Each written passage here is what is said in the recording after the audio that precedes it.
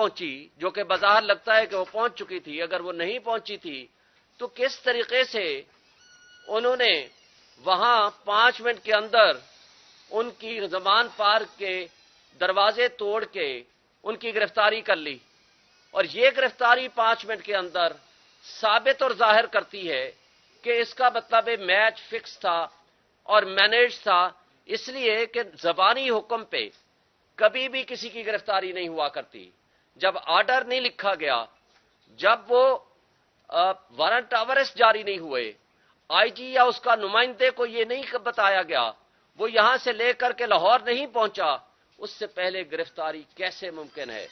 پھر آج آپ نے دیکھا کہ خواجہ حارث جو ہمارے لیڈ کونسل ہیں، ان کے منشی کو صبح سویرے نامعلوم لوگوں نے ہائی کورٹ کے اندر سے اٹھا لیا اور ان کو عدالت سے باہر لے کے ان کو کہا کہ آج کے بعد آج کسی صورت کوئی پٹیشن اور فائل جمع نہیں ہونی چاہیے۔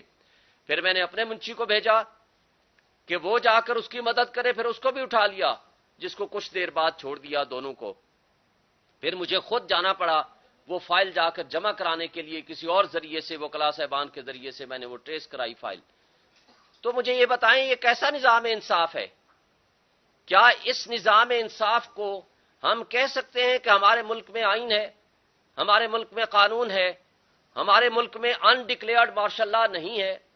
آج پی ٹی آئی کے G8 کے دفتر کے اندر صبح سویرے ویگو ڈالے پہنچ جاتے ہیں۔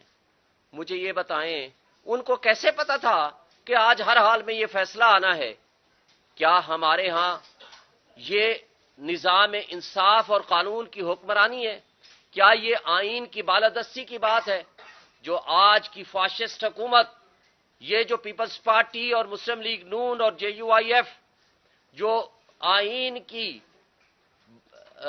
منا رہے تھے گولڈن جوبلی، ان کو چاہیے آئین کی برسی منائیں، اس لیے کہ آئین کو آپ نے معطل کر دیا۔ 8 مرتبہ گرفتاریاں ہو کے بھی عدالتوں کو سے لوگوں کو انصاف